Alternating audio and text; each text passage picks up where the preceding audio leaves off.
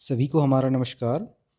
इस lecture video में हम एकाधिकार में फर्म के संतुलन की बात करेंगे कि एकाधिकार जो बाज़ार होता है उसमें कीमत का निर्धारण किस तरह से किया जाता है, इसके बारे में हम इस लेक्चर वीडियो में चर्चा करेंगे।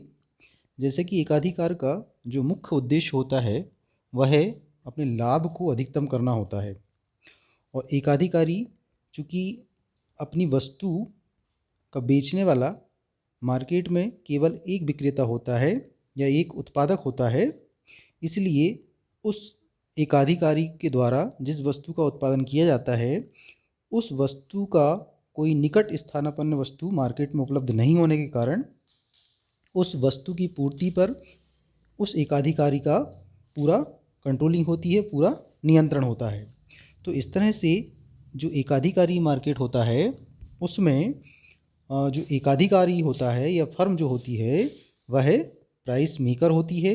जिस तरह से हमने परफेक्ट कंपटीशन में देखा था, पूर्ण प्रतियोगिता में देखा था कि फर्म जो है प्राइस मेकर नहीं बल्कि प्राइस टेकर होती थी, लेकिन एकाधिकार में ऐसा नहीं होता है। एकाधिकार में फर्म ही उद्योग होती है और उद्योग ही फर्म कहलाती है। तो यहाँ पर एकाधिकारी स्वयं वस्तु की कीमत का निर्धारण करता है। तो एकाधिकार जो मार्केट होता है उस मार्केट में वस्तु की कीमत का निर्धारण करने की दो विधियां हैं। उन दो विधियों के बारे में हम यहाँ पर चर्चा करेंगे। पहले हम अल्पकाल में समझेंगे, फिर हम दीर्घकाल की स्थिति में समझेंगे।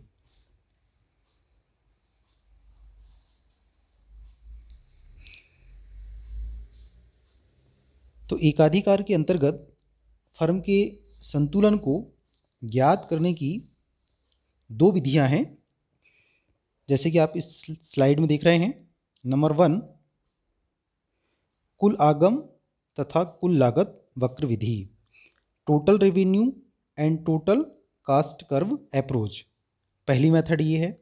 इस मेथड के द्वारा भी एकाधिकार में फर्म संतुलन ज्ञात किया जाता है या कीमत निर्धारण को ज्ञात किया जाता है।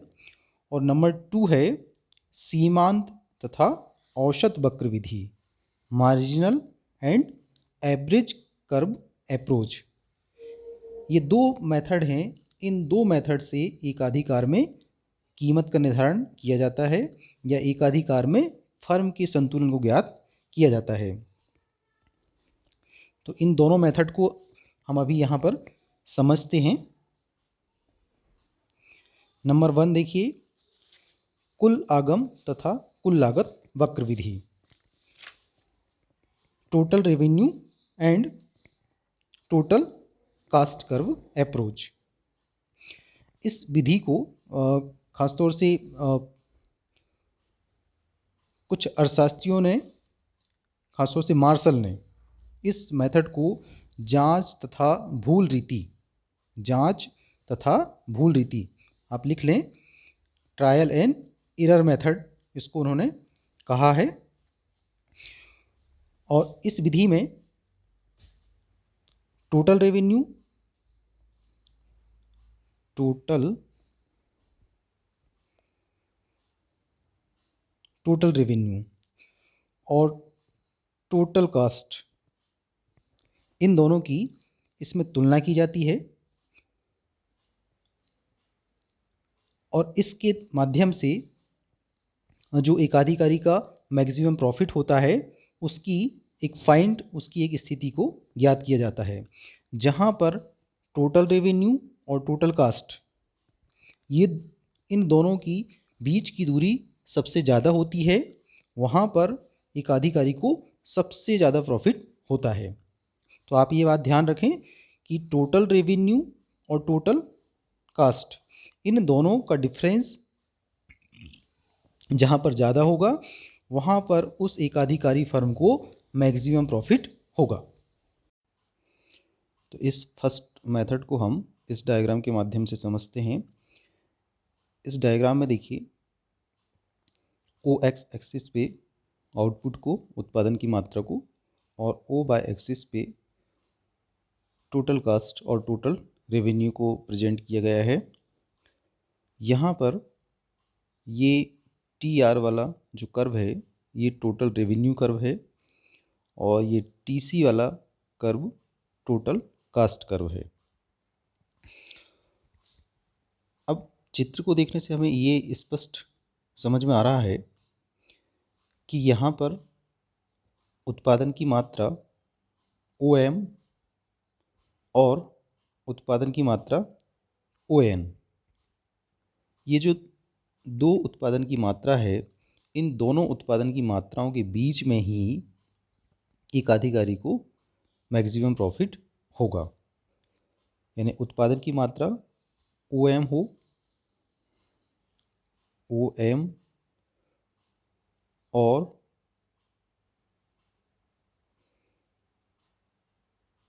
ON, इन दोनों के बीच में ही कहीं एकाधिकारी को मैक्सिमम प्रॉफिट होगा। क्योंकि इसका कारण ये है कि इन दोनों मात्राओं के बीच में ही टोटल रेवेन्यू, ये टोटल रेवेन्यू और टोटल कास्ट, इन दोनों का डिफरेंस सबसे ज़्यादा है। तो जहाँ पर हमने आपको बताया था कि टोटल रेवेन्यू और टोटल कास्ट, इन दोनों का डिफरेंस सबसे ज़्यादा होगा, उस उत्पादन की मात्रा पर एकाधिकारी को मैक्सिमम प्रॉफिट होगा।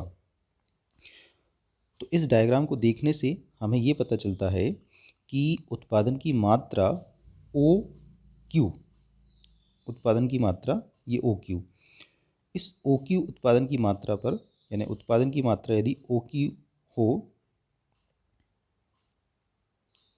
OQ, इस OQ उत्पादन की मात्रा पर हम देखें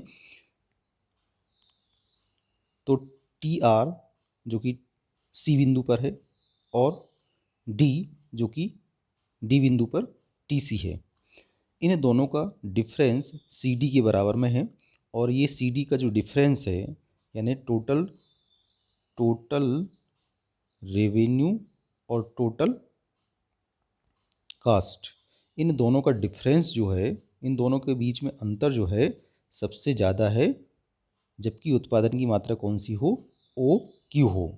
तो यहाँ पर OQ उत्पादन की मात्रा पर एकाधिकारी को मैक्सिमम प्रॉफिट होगा, क्योंकि इस उत्पादन की मात्रा पर ही टोटल रेवेन्यू और टोटल कास्ट, इन दोनों का डिफरेंस सबसे ज़्यादा है, इन दोनों की दूरी जो है वो सबसे ज़्यादा है।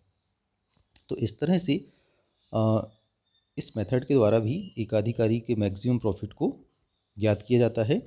यहाँ पर देखिए, ये जो पॉइंट A और B, ये जो दोनों पॉइंट है, इस दोनों पॉइंट में बिंदु A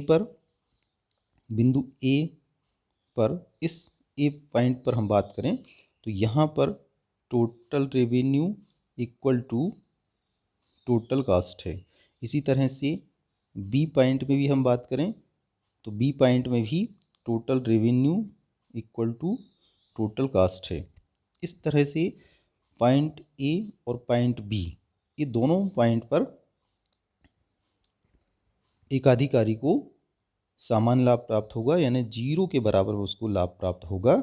इसलिए इन दोनों पॉइंट को ब्रेक इवन पॉइंट कहा जाता है, सम स्थिति बिंदु कहा जाता है। तो इस तरह से एकाधिकारी को ना तो बिंदु ए पर मैक्सिमम प्रॉफिट होगा और ना ही बिंदु बी पर। ए और बी, इन दोनों के बीच में जहाँ पर टोटल रेवेन्यू और टोटल कास्ट का डिफरेंस सबसे ज़्यादा होगा, वहाँ पर एकाधिकारी को मैक्सिमम प्रॉफिट होगा। अब देखिए, इस मेथड को ज़्यादा अच्छा मेथड नहीं माना जाता है। एकाधिकारी के जो मैक्सिमम प्रॉफिट है, उसके संतुलन है, उसको ज्ञात करने की एक अच्छी श्रेष्ठ विधि इस मेथड को नहीं मानी जाती है, क्योंकि इस मेथड से टोटल रेवेन्यू और टोटल कास्ट, इन दोनों के बीच की जो लंबवत दूरी है वो सबसे ज़्यादा उत्पादन की किस मात्रा पर होगी, इसको ज्ञात करना बड़ा कठिन होता है। इसलिए इस मेथड को ज़्यादा उपयुक्त नहीं माना जाता है, ज़्यादा अच्छा नहीं माना जाता है। इसलिए जो नेक्स्ट मेथड हमने बताया है आपको, दूसरी मेथड जो हमने बताया है दूसरी मेथड जिसके बारे में हम चर्चा करेंगे हम, सीमांत और औसत, ये उस मेथड को ज़्यादा अच्छा समझा जाता है। ये फर्स्ट वाली मेथड को ज़्यादा अच्छा नहीं समझा जाता है। ये वाली, इस मेथड के द्वारा एक आधिकारिक फर्म के संतुलन को ज्ञात करना अच्छा समझा जाता है, उचित समझा जाता है। तो अब हम बात करेंगे यहाँ पर सेकेंड मेथड की, जो कि सीमांत तथा औसत वक्र विधि है, marginal and average curve approach है। इस विधि के द्वारा भी एक आधिकारिक फर्म के संतुलन को ज्ञात किया जाता है। इस विधि से फर्म के संतुलन को ज्ञात करने के लिए दो शर्तों का पूरा होना आवश्यक होता है। जैसे कि आप देख रहे हैं, फर्स्ट कंडीशन है ये वाली कि एक एकाधिकारी फर्म जो है उस बिंदु पर संतुलन की स्थिति में होगा जहां पर कि उस फर्म की मार्जिनल रेवेन्यू और मार्जिनल कास्ट ये दोनों एक दूसरे के बराबर हों, पहली कंडीशन। दूसरी कंडीशन ये है कि फर्म का सीमांत लागत वक्र, फर्म का जो सीमांत आगम वक्र है उसको नीचे से काटे। तो ये दो कंडीशन जिस बिंदु पर फुलफिल होगी यानी पूरी होगी, वहाँ पर एकाधिकारी फर्म का संतुलन स्थापित होगा।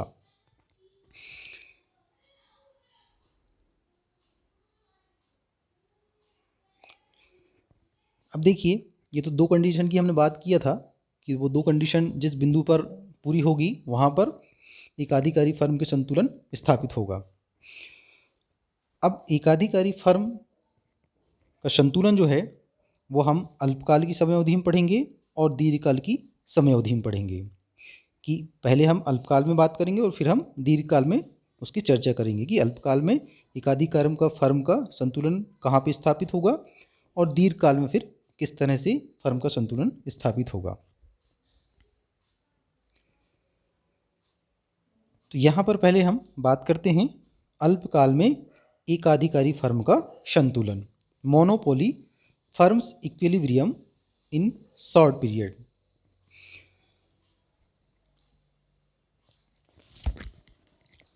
जब एकाधिकारी फर्म जो है अल्पकाल में उत्पादन कार्य करती है तो वह इन तीन स्थितियों पर उत्पादन कार्य करती है।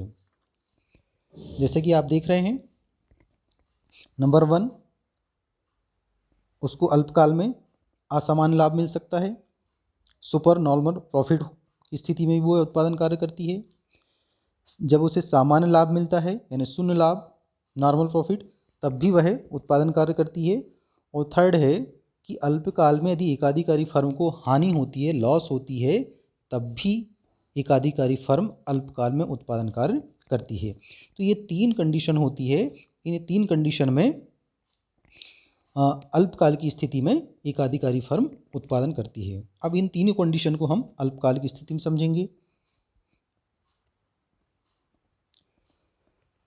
पहले समझते हैं यहाँ पे सामान्य लाभ, कि एकाधिकारी फर्म अल्पकाल में सामान्य लाभ उसे प्राप्त हो रहा हो तब वह उत्पादन कार्य करती है।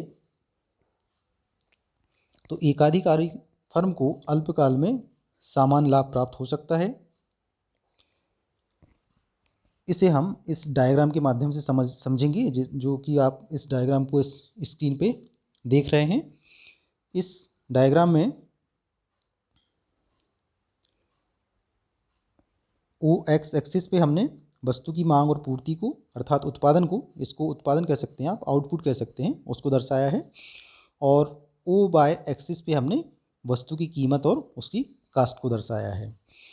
यहाँ पर देखिए, ये MR ये मार्जिनल कास्ट रेवेन्यू है, AR ये एवरेज रेवेन्यू है, इसको प्राइस लाइन भी कहते हैं, PV है ये, P प्राइस, और ये वाला जो वक्र है AMC वक्र, ये मार्जिनल कास्ट कर्व है, और ये वाला जो वक्र है AC ये एवरेज कास्ट कर्व है।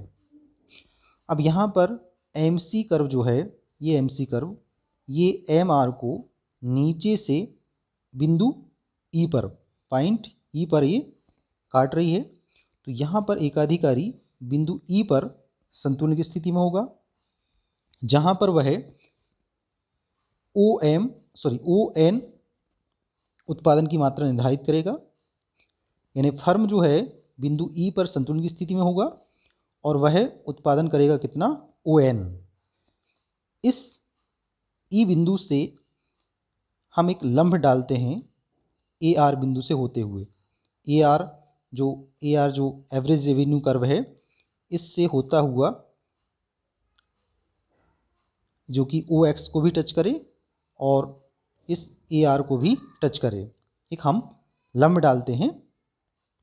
तो इससे हमें ये पता चलता है कि देखिए एकाधिकारी फर्म आउटपुट कितना रखेगा, ओ एन इकाई रखेगा, और वस्तु की जो कीमत होगी वह होगी ई टू एन। यानी फर्म की जो प्राइस होगी, प्राइस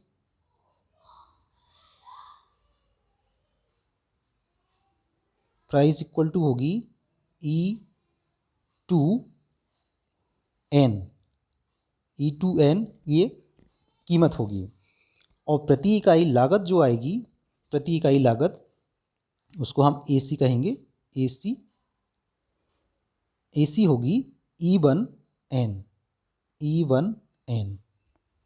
तो इस तरह से फर्म को जो प्रति इकाई लाभ प्राप्त होगा वह प्राप्त होगा कितना, प्रति इकाई लाभ, हम इसको प्रॉफिट लिख देते हैं, प्रॉफिट। ये प्रति इकाई प्रॉफिट कितना होगा, E2n minus E1n equal to E2E1।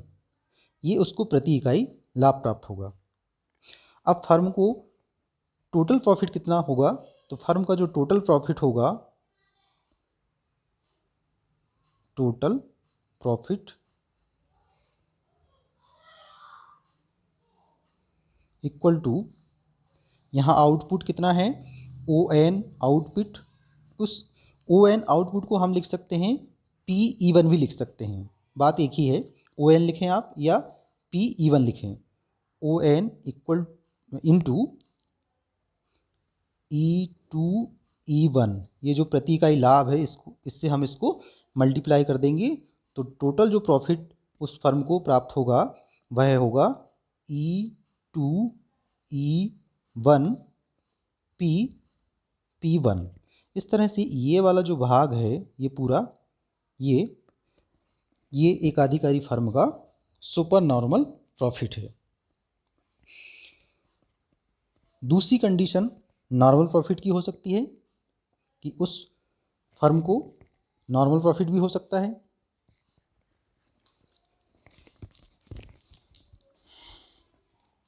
अब नॉर्मल प्रॉफिट को हम इस डायग्राम के माध्यम से समझते हैं, जो कि नॉर्मल प्रॉफिट को एक शून्य लाभ भी कहा जाता है। इसमें देखिए इस डायग्राम में भी हमने आउटपुट को ओ एक्स एक्सिस पे और कीमत और जो कास्ट है उसको हमने ओ वाई एक्सिस पे दर्शाया है। इस डायग्राम में ये एमसी मार्जिनल कास्ट जो है, मार्जिनल रेवेन्यू को ई बिंदु पर टच कर रही है, अर्थात एकाधिकारी फर्म जो है बिंदु ई पर संतुलन की स्थिति में है। इस संतुलन की स्थिति में है, देखें हम, तो यहाँ से यदि हम एक लंब डालें E1 से N तक, तो ये पता चलता है कि फर्म की जो प्राइस है, प्राइस एकाधिकारी फर्म, प्राइस E1N इतना वह कीमत निर्धारित करेगा, और प्रति इकाई लागत जो होगी AC वह भी E1N के बराबर होगी।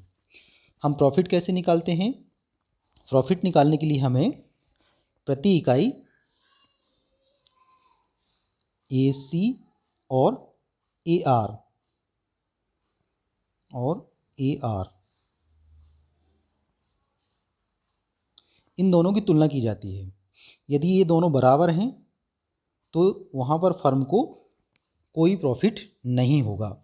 तो यहाँ पर देखिए फर्म की जो प्राइस यानी AR और AC ये दोनों बराबर हैं, तो यहाँ पर फर्म को जो प्रॉफिट प्राप्त होगा, प्रति इकाई लाभ प्राप्त होगा, वह कितना प्राप्त होगा? 0 प्राप्त होगा, क्योंकि ये वाला प्राइस E1N माइनस ये वाला AC प्रति इकाई लागत E1N इक्वल टू हो जाएगा कितना? 0। तो यहाँ पर हम देखें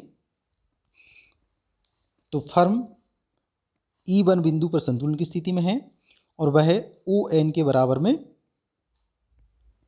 आउटपुट रखेगा। उत्पादन की मात्रा जो होगी ON होगी, और यहाँ पर फर्म का जो कुल लाभ है, टोटल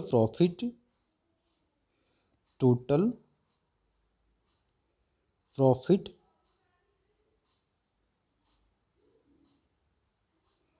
वह 0 होगा। नेक्स्ट कंडीशन देखते हैं, लॉस की कंडीशन। अल्पकाल की जो समयावधि होती है उसमें एकाधिकारी फर्म को हानि भी हो सकती है। हानि का जो मेन कारण होता है वह होता है मांग में कमी। यदि मांग में कमी आ जाती है तो एकाधिकारी फर्म को हानि भी हो सकती है। अब एकाधिकारी जो होता है वह अपनी वस्तु को बेचने के लिए वस्तु की कीमत को घटाता है, और कीमत घटते घटते ये यदि औसत लागत से भी कम हो जाती है, तो ऐसी स्थिति में जो एकाधिकारी फर्म होती है उसको हानि होती है, लॉस होने लगता है। तो एकाधिकारी फर्म को जब लॉस होती है तो उस कंडीशन को हम इस डायग्राम के माध्यम से समझेंगे। इस डायग्राम में भी हमने आउटपुट को OX एक्सिस पे और प्राइस एंड कास्ट को हमने OY एक्सिस पे दर्शाया है। यहाँ पर ये मार्जिनल रेवेन्यू कर्व को MC marginal cast curve E बिंदु पर काट रहा है नीचे से। तो एकाधिकारी फर्म जो है वह बिंदु E पर संतुलन की स्थिति में होगी। अब इस संतुलन बिंदु से हम एक लंब डालें, ठीक है, तो यहाँ पर ये ऊपर तक डालें क्योंकि AC जो है ऊपर है, देखिए ये AC। तो यहाँ पर प्राइस जो होगी, price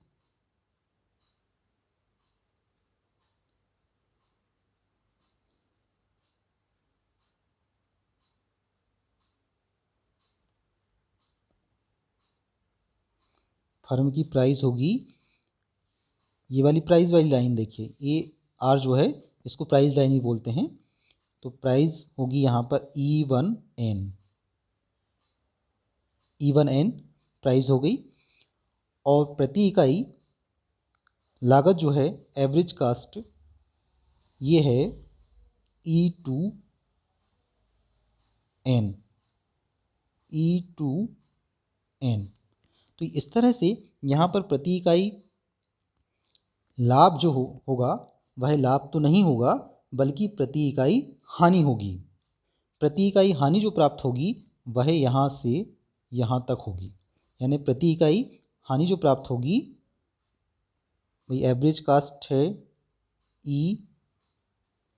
E2N minus price E1N, इसको माइनस करेंगे तो ये प्रति इकाई हानि प्राप्त हो जाएगी E2E। ये E1 है, यहाँ पर E1 है, E2E1 इतनी फर्म को हानि होगी, प्रति इकाई हानि। अब चूंकि उत्पादन की मात्रा है ON यानी आउटपुट है ON, तो फर्म की जो कुल हानि होगी उसको हम कैसे कैलकुलेट करेंगे? देखिए फर्म की जो हानि है, लॉस है, टोटल लॉस इक्वल टू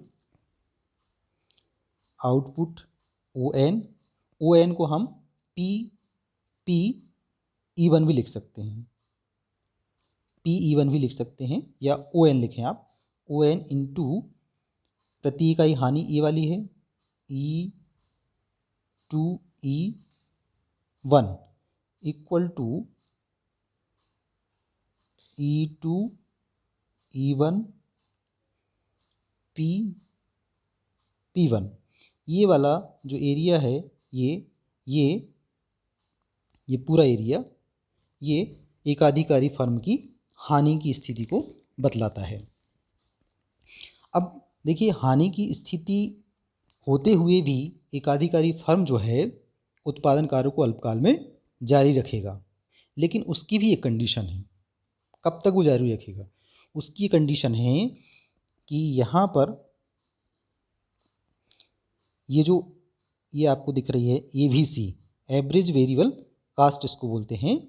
जब तक फर्म को एवरेज वेरिएबल कास्ट मिलती रहेगी, अर्थात ये जो एवरेज वेरिएबल कास्ट है, ये जो प्राइस लाइन है, इससे यदि नीचे रहती है, यानी E1 बिंदु से जब तक वह नीचे रहेगी ABC, तब तक वह उत्पादन कार्य को जारी रखेगी। यदि ABC यानी एवरेज वेरिएबल कास्ट भी यदि फर्म को अल्पकाल में नहीं मिलता है, तब वह उत्पादन कार्य को बंद कर सकती है। लेकिन इस डायग्राम में हम देखें तो इस डायग्राम के माध्यम से हमें ये पता चल रहा है कि फर्म को एवरेज वेरिएबल कास्ट मिल रही है, इसलिए वह लॉस उठाते हुए भी, यानी हानि सहन करते हुए भी अल्पकाल में उत्पादन कार्य को जारी रखेगी। अभी तक तो हमने अल्पकाल के बारे में बात किया था। अब हम बात करेंगे दीर्घकाल में, कि दीर्घकाल में एकाधिकारी फर्म का संतुलन किस तरह से स्थापित होता है।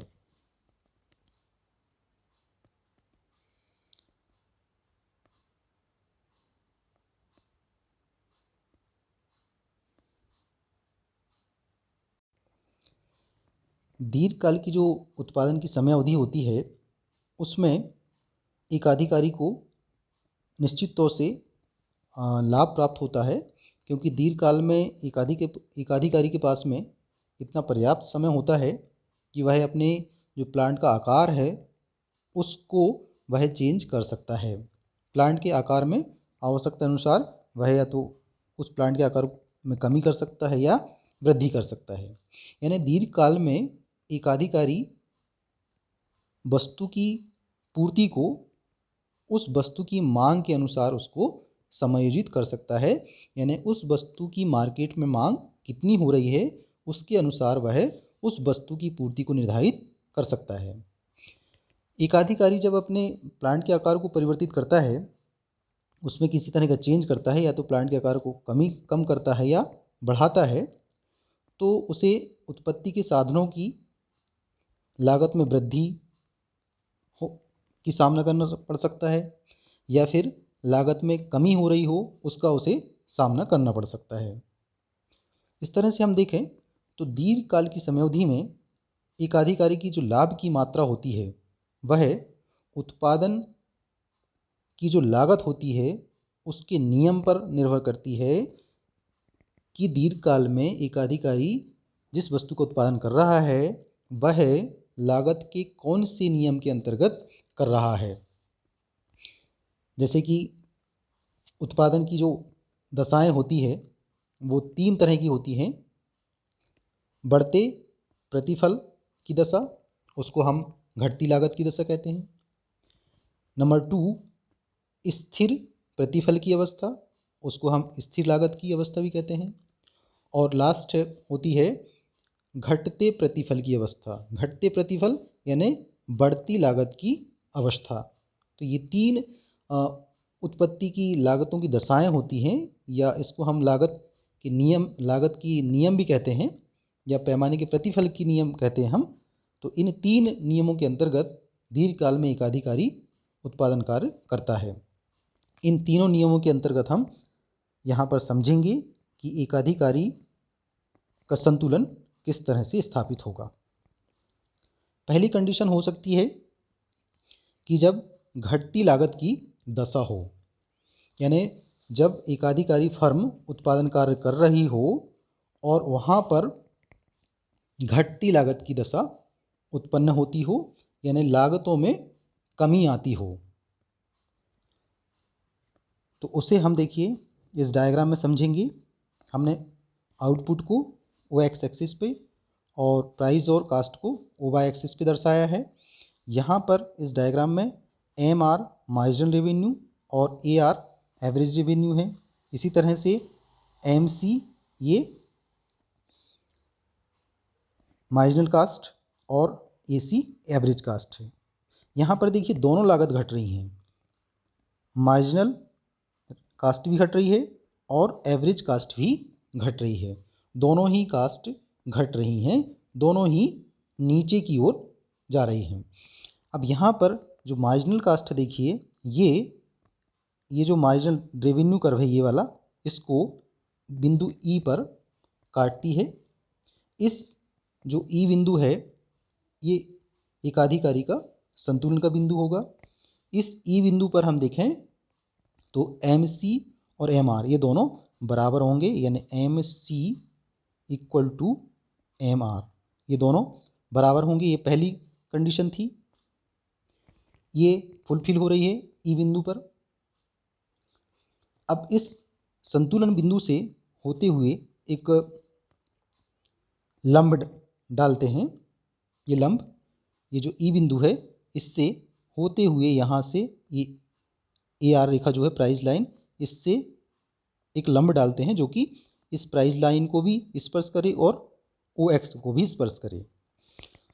तो इससे ये पता चलता है कि संतुलन की स्थिति में, जबकि फर्म जो है ई बिंदु पर संतुलन स्थिति में हो, तब एकाधिकारी के द्वारा ओ एन इतनी मात्रा का उत्पादन किया जाएगा और यहाँ पर वस्तु की कीमत जो निर्धारित होगी वह होगी, ये प्राइस लाइन है ए आर, तो यहाँ पर कीमत जो निर्धारित होगी वह price equal to E to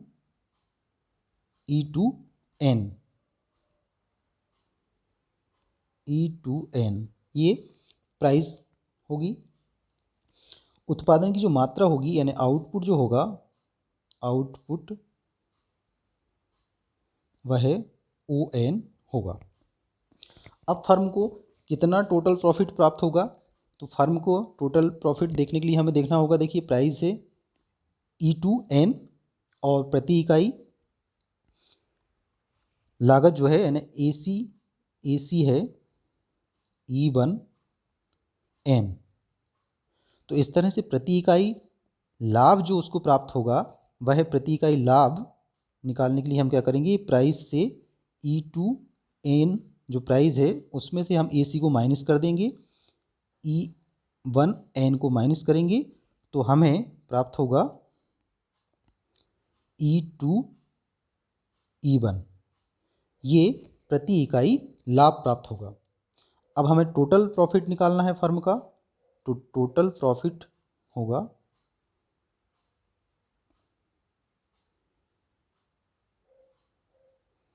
total profit equal to ये जो प्रति इकाई लाभ अभी हमने निकाला है, इसको हम इंटू कर देंगे ये उत्पादन की मात्रा से। उत्पादन की मात्रा है यहाँ पर O N into E two E one, ये प्रति इकाई लाभ है, इससे हम इसको मल्टीप्लाई कर देंगे, तो हमें टोटल प्रॉफिट जो प्राप्त होगा वह प्राप्त होगा E two E one P one, इतना यहाँ से यहाँ तक फर्म को प्रॉफिट होगा। यानी दीर्घकाल की स्थिति में जबकि फर्म घटती लागत की दशा में उत्पादन कार्य कर रही हो, तब उसे total profit E two E one P one के बराबर में प्राप्त होगा। अब दूसरी कंडीशन हो सकती है स्थिर लागत की दशा,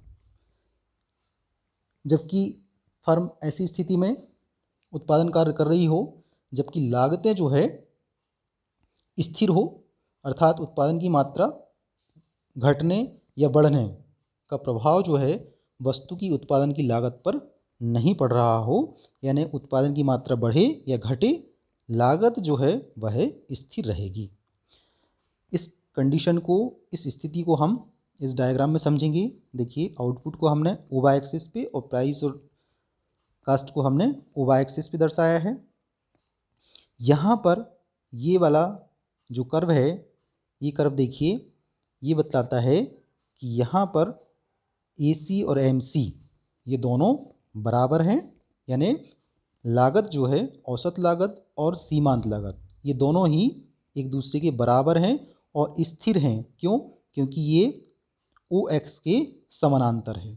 अर्थात उत्पादन की मात्रा ओ एन हो या इससे और बढ़ती जाए उत्पादन की मात्रा या इससे घटती जाए, लेकिन लागत जो है वह ये रहेगी।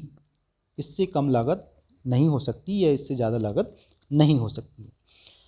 अब यहाँ पर देखिए, ये जो एम आर है, मार्जिनल रेवेन्यू कर्व है, इसको ये एम सी वाली लाइन है, ये एम सी कर्व जो है बिंदु ई पर इसको काटता है। तो एकाधिकारी फर्म इस ई पॉइंट पर संतुलन की स्थिति में होगा। इस संतुलन की स्थिति में हम देखें तो यहाँ से एक लंब अगर हम खींचें तो फर्म प्राइस जो निर्धारित करेगी वह होगी प्राइस इक्वल टू E1N और आउटपुट होगा आउटपुट इक्वल टू ON। ये होगा प्राइस यहाँ पे E1N है और आउटपुट ON के बराबर में है। अब यहाँ पर हम देखें तो प्रति इकाई लाभ फर्म को जो होगा, प्रति इकाई लाभ देखने के लिए हमको AC भी देखनी पड़ेगी। AC एंड एवरेज कास्ट है ये वाली एवरेज कास्ट, यहाँ से यहाँ तक ये एवरेज कास्ट कहलाएगी। EN ये एवरेज कास्ट है। अब प्रति इकाई लाभ हमें निकालना है, तो हम निकालेंगे कैसे? प्रति इकाई लाभ निकालने की हमें करना होगा, इस प्राइस से इस AC को माइनस करना होगा। E1N minus EN equal to मिलेगा E1E। ये E1E प्रति इकाई लाभ है। तो स्थिर लागत की दशा में अगर हम फर्म का टोटल प्रॉफिट निकालें, टोटल प्रॉफिट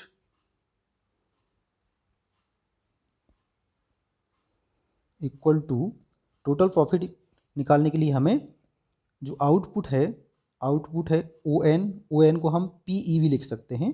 ON इंटू प्रति इकाई लाभ E2E नहीं E1E, इससे इंटू कर देंगे तो टोटल प्रॉफिट मिल जाएगा हमको E1E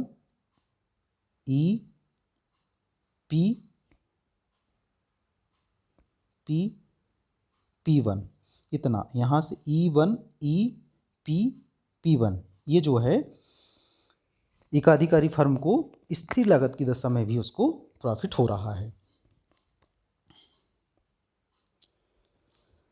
अब एक कंडीशन ये हो सकती है कि फर्म उस कंडीशन में भी उत्पादन कार्य कर सकती है जबकि लागत बढ़ रही हो। AC और MC दोनों लागतें बढ़ रही हो, दोनों में वृद्धि हो रही हो, यानी पैमाने का घटता प्रतिफल का नियम लागू होता हो, वहाँ पर फर्म उत्पादन कार्य करती है तो उसको कितना प्रॉफिट होगा। देखिए, इसको हमने इस डायग्राम में समझाया है। इस डायग्राम में हमने ओ एक्स एक्सिस पे आउटपुट को और ओ वाई एक्सिस पे प्राइस और कास्ट को दर्शाया है। यहाँ पर ये MR को, मार्जिनल रेवेन्यू कर्व को MC कर्व पॉइंट E पर काट रही है। तो पॉइंट E पर MC और MR ये दोनों बराबर होंगे, इसलिए फर्म जो है इस E पॉइंट पर संतुलन की स्थिति में है। यहाँ से होता हुआ एक लंब हम खींचते हैं इस AR से होता हुआ, और जो E से निकलता है यहाँ से गुजरता हुआ एक लंब खींचेंगे जो कि O एक्सिस को स्पर्श करेगा। तब हम देखें तो फर्म का जो कीमत निर्धारित करेगी या उद्योग जो कीमत निर्धारित करेगा एकाधिकारी फर्म, वह कितना होगा, price equal to E/N। E/N ये कीमत निर्धारित करेगा। और ये वाला जो कर्व है ये AC कर्व है। तो AC यहाँ पर है प्रति इकाई लागत कितनी है, E/N। इस तरह से प्रति इकाई लाभ उस फर्म को प्राप्त होगा E/N माइनस E/N करेंगे तो यहाँ पर फर्म का जो प्रति इकाई लाभ है वो हमें मिल जाएगा E/E1 ये प्रति इकाई लाभ हो जाएगा यहाँ से यहाँ तक। अब फर्म का हमें टोटल प्रॉफिट निकालना है तो हमें आउटपुट देखना पड़ेगा। आउटपुट कितना है यहाँ पर, आउटपुट इक्वल टू ON है। तो टोटल प्रॉफिट हम निकालने के लिए total profit equal to ON ये उत्पादन की मात्रा, इससे हम मल्टीप्लाई कर देंगे प्रति इकाई लाभ का E/E1 का। तो टोटल प्रॉफिट हमें मिल जाएगा E/E1 P1 के बराबर में। इतना यहाँ से यहाँ तक इस फर्म को बढ़ती हुई लागत की दशा में भी प्रॉफिट होगा। तो हमने तीनों कंडीशन में देखा, जबकि लागत घट रही हो या लागत स्थिर हो या लागत बढ़ रही हो, ये तीनों कंडीशन में दीर्घकाल की अवधि में एकाधिकारी फर्म को प्रॉफिट होता है। तो इस तरह से आपने आज के लेक्चर वीडियो में ये समझा कि अल्पकाल और दीर्घकाल ये दोनों समय अवधियों में एकाधिकारी फर्म का संतुलन किस तरह से स्थापित होता है। Thank you.